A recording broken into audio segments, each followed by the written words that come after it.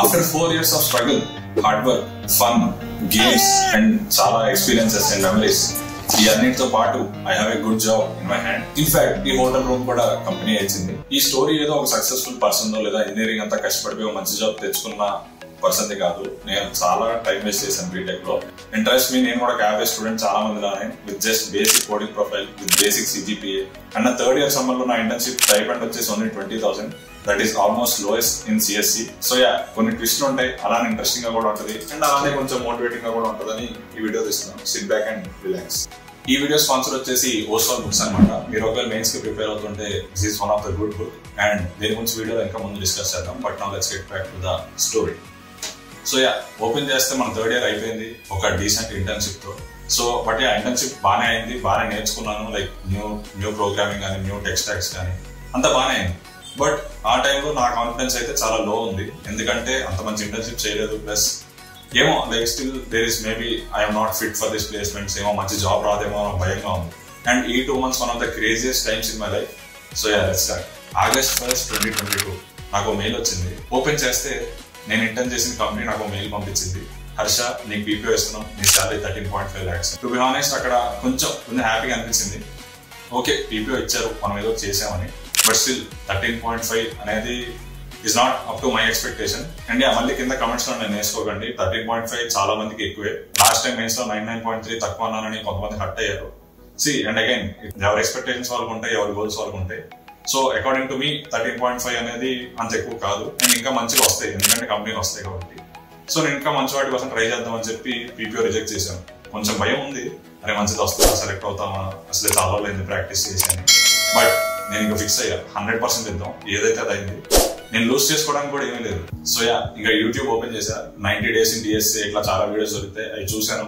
ఒక DSA sheet తీసుకున్నాను. నేను తీసుకుంది అయితే ఫ్రాస్ అనే యూట్యూబర్ది.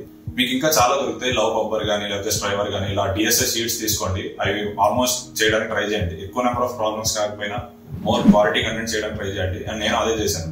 సో బేసిక్ గా ఆగస్ట్ అంతా కోడింగ్ చేయడం, అకాడమిక్స్ బ్యాలెన్స్ చేసుకోవడం అండ్ స్పోర్ట్స్, దీనికి ఈ మూడింటికే చాలా అయిపోయినాయి. స్పోర్ట్స్ ఎందుకంటే డిసెంబర్ లో ఇంటర్ ఐటీ ఉంది కాబట్టి, సో అది కూడా ఇంపార్టెంటే. సో ఈ 3 మేనేజ్ చేసుకోవడానికి అయిపోయింది, చాలా బిజీగా అయిపోయింది ఆగస్ట్ చెప్పాలంటే. So now come September. So actually ఏమైందంటే థర్డ్ ఇయర్ లో నాకు ఫైనాన్స్ అంటే కొంచెం ఇంట్రెస్ట్ ఎక్కువ డెవలప్ అయింది, దాని సాఫ్ట్వేర్ అటు. సో ఫైనాన్స్ ఎక్స్ప్లోర్ చేయడం స్టార్ట్ చేశాను, కోర్సులు తీసుకున్నా, ఇన్ఫాక్ట్ స్టాక్ మార్కెట్ లో ఇన్వెస్ట్ కూడా చేశాను, అట్లా చాలా అయింది. సో ఫైనాన్స్ కంపెనీస్ కోసం నేను ట్రై చేస్తున్నాను. అండ్ మా కాలేజ్ కి వచ్చేవి మంచివి గ్రావిటాన్, బార్క్లేస్. సో ఈ 2 నా ప్రయారిటీ అనమాట. అండ్ September 2nd నా ఫస్ట్ ప్లేస్మెంట్ టెస్ట్ గ్రావిటాన్ కంపెనీది. అండ్ అదే మధ్యలో బార్క్లేస్ కూడా అయింది. రఫ్ గా 2 సాలరీ అరౌండ్ 20 to 25 lakhs ఉంది 2ది. And it's good salary. And నాకు అది వస్తే చాలు, అంతకని ఎక్కువ కూడా వద్దు. సో సెప్టెంబర్ మంత్ లో మెల్లగా టెస్ట్ స్టార్ట్ అయినాయి, రాస్తున్నాను. కొన్నిటికి సెలెక్ట్ అయ్యాను, కొన్నిటికి అవ్వలేదు. అండ్ లక్కీగా గ్రావిటాన్ కి బార్క్లేస్ కి 2కి అయ్యాను. And now comes October. ఈ ఫస్ట్ 10 days అయితే దోల తీరిపోయినా. అసలు కాసేపు నా గురించి పక్కన పెట్టేసి మీ గురించి ఆలోచిద్దాం. మీకు కూడా NITs కి వెళ్ళాలి, IITs కి వెళ్ళాలి, మంచి జాబ్స్ తెచ్చుకోవాలి, ఇవన్నీ ఉంటాయి. కానీ అక్కడికి వెళ్ళాలంటే ముందు మీరు మంచిగా ప్రాక్టీస్ చేయాలి. అలా ప్రాక్టీస్ చేయాలంటే కొన్ని బుక్స్ కొనాలి. అండ్ చాలా మంది అంటున్నారు బుక్స్ అంత అవుతుంది ఇంత అవుతుంది అని. బుక్స్ మీద మీరు ఇన్వెస్ట్ చేయాలి. అండ్ మెయిన్స్ కి one of the best books is Oswal books.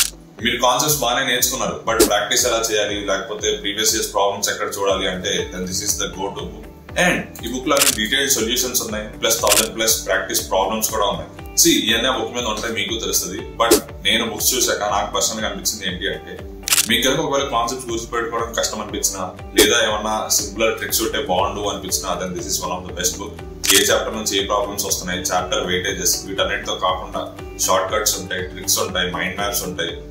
And ఇలా కాకుండా మాకు కొంచెం షార్ట్ నోట్స్ కానీ ఫార్ములాస్ గుర్తుపెట్టుకోవడానికి కానీ ఏమైనా కావాలి అంటే ఇలా RMT ఫ్లాష్ కార్డ్స్ ఉంటాయి, కొంచెం కొత్తగా డిజైన్ చేశారు, అవి కూడా బాగుంటాయి, చెక్ ఇట్ అవుట్. ఇదే కాకుండా మీరు గేట్ కి ప్రిపేర్ అవుతున్నా, UPSC ప్రిపేర్ అవుతున్నా, లేదా ఈవెన్ CBSE ప్రిపేర్ అవుతున్నా, Oswaal books are very good. Go and check them out. And again మీరు బుక్స్ మీద ఇన్వెస్ట్ చేయాలి. బుక్స్ మీద ఇన్వెస్ట్ చేయకుండా నాకు మార్క్స్ రావట్లేదు, ప్రాక్టీస్ చేయలేకపోతున్నాను అంటే కష్టం. So let's get back to the story. October 1st నుంచి October 10th వరకు లైన్ గా చాలా కంపెనీస్ వచ్చాయి. అన్నిటివి ప్లేస్మెంట్ టెస్ట్ అప్పుడే ఉన్నాయి.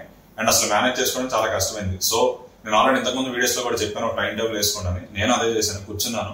October 1st నుంచి October 10 వరకు క్లియర్ గా అసలు ఏమేమి ప్రిపేర్ అవ్వాలి నేను అని ఇలా క్లియర్ గా టైం టేబుల్ వేసుకున్నాను. First DSA, second core topics, oops, DBMS ఇలా ఉంటాయి, OS ఇలాంటివి ఉంటాయి, ఇవన్నీ ఒకటి. అండ్ దెన్ ఇంటర్వ్యూ ప్రిపరేషన్, అంటే ఇంటర్వ్యూ స్పెసిఫిక్ గా ఎలా ప్రిపేర్ అవ్వాలి అది. అండ్ ఇంకా ప్లేస్మెంట్ టెస్ట్. అండ్ ఈ 4 టాపిక్స్ లో నాకు ఆల్మోస్ట్ 10 days గడిచిపోయినాయి. అసలు టైం దొరికేది కాదు. అండ్ ప్లేస్మెంట్స్ దగ్గరకు వచ్చే కొద్ది చాలా స్ట్రెస్ఫుల్ గా ఉంటది, టెన్షన్ గా ఉంటది. బట్ మనం కామ్ గా ఉండాలి, కాన్ఫిడెన్స్ ఉంచుకోవాలి మన మీద. నేను అదే ట్రై చేశాను.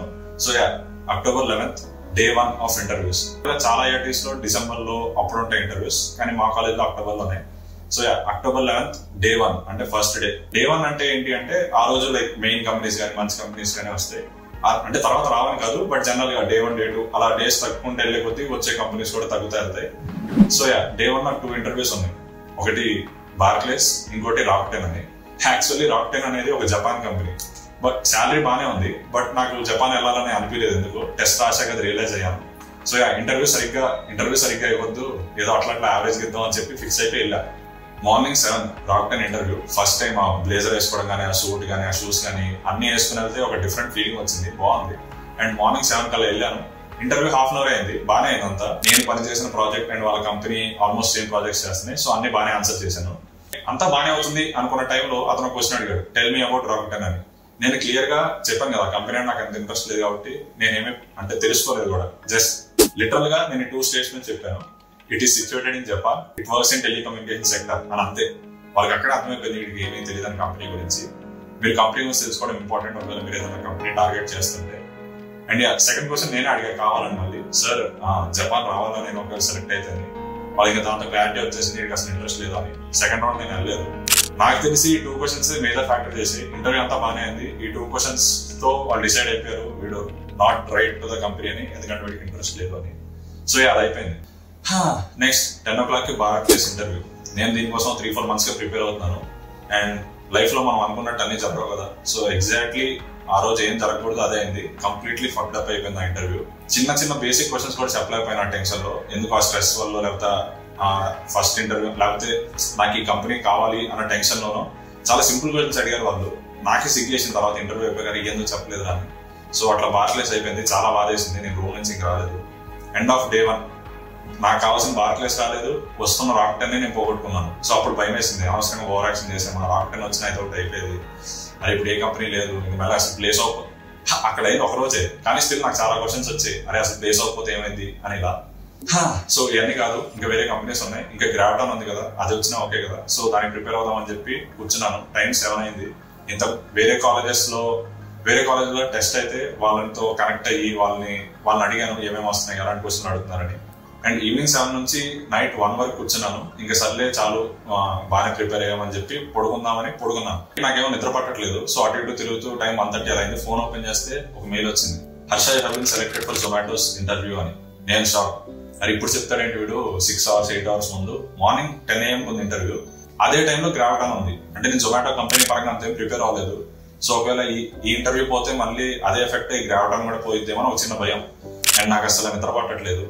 టైం మార్నింగ్ 3 అయింది. లేచి జొమాటో కంపెనీ రిలేటెడ్ అన్ని చూశాను, ఏమేమి క్వశ్చన్ అడిగారు వాళ్ళు ఇంతకుముందు అట్లా చూసి ఇంక పడుకోవడం 4:30 అలా బెడ్ మీదకి వెళ్ళా. స్టిల్ నిద్ర అట్లా ఫుల్ టెన్షన్. అట్లా మెల్లగా ఇంకా ట్రై చేస్తూ 5:30 ఇప్పుడు పడుకున్నాను. 5:30 పడుకుని మళ్ళీ 8కి లేచిపోయారు. అప్పుడు ఇంకా నిద్ర పట్ల ఫుల్ టెన్షన్ అసలు. అండ్ ఇంకా లేచాను, కొంచెం జొమాటో ప్రిపేర్ అయ్యాను, అదంతా బాగానే అయింది. ఈ day 2లో నాకు 2 ఇంటర్వ్యూస్ ఉన్నాయి, ఒకటి జొమాటో ఒకటి గ్రావిటాన్. అండ్ 10 o'clock స్టార్ట్ అయింది. క్వశ్చన్స్ అడుగుతా ఉన్నారు, బాగానే వెళ్తా ఉంది. కొన్ని ఆల్మోస్ట్ అన్ని చెప్పాను, కొన్ని చెప్పలేకపోయాను. బట్ ఏది చెప్పినా నేను కాన్ఫిడెన్స్ తో చెప్పాను. సరే ఇప్పుడు ప్రశాంతంగా గ్రావిటాన్ అనే కంపెనీకి ఇచ్చుకుందాం అనే లోపల ఒక మెసేజ్ వచ్చింది, you have been selected for round 2 అని. సరే అని చెప్పి ఇంకా జొమాటో రౌండ్ 2 కూడా ఇచ్చాం. అది బాగానే అయింది. నాకు 2 కలిపి నాకు తెలిసి 2.5 hours అయినట్టు ఇంటర్వ్యూ. 2.5 hours అయింది. టైం 1 ఎంత అయింది.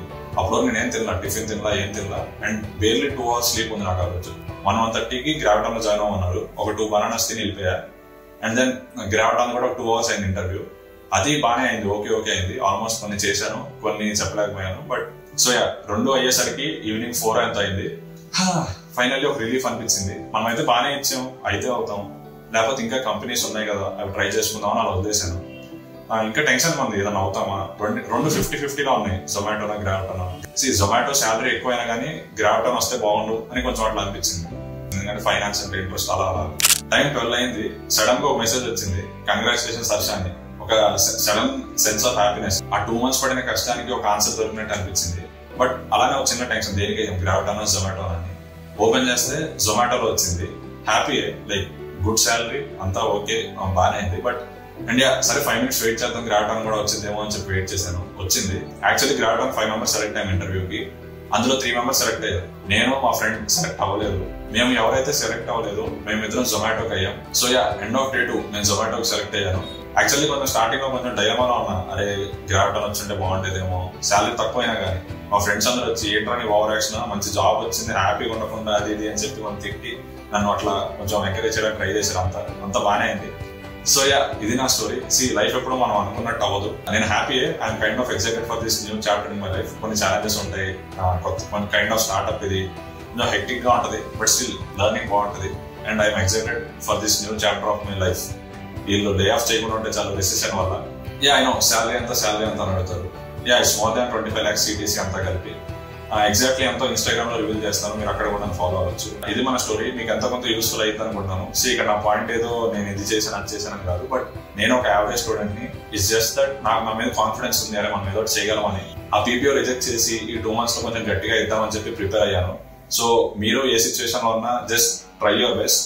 నేను ట్రై చేస్తాను మంచి వీడియోస్ పెట్టడానికి, బట్ ఇప్పుడైతే ప్రస్తుతానికి జాబ్ మీద GMAT మీద ఫోకస్ చేయాలి. సో మేబీ న్యూ వీడియోస్ రావడానికి 1 month అలా పట్టచ్చు. Until then keep supporting the channel. Share చేయండి. ఇంతకుముందు కూడా కొన్ని వీడియోస్ చేశాను ప్లేస్మెంట్ మీద, JEE మీద. అవి చూడండి, షేర్ చేయండి, ప్రమోట్ చేయండి. అండ్ మళ్ళీ తిరిగి వచ్చే లోపల ఒక 10K ఎక్కువైందేమో, బట్ స్టిల్ లెట్స్ ట్రై. ఒక 10K సబ్స్క్రైబర్స్ వస్తే బాగుంటుంది. Until then goodbye, see you.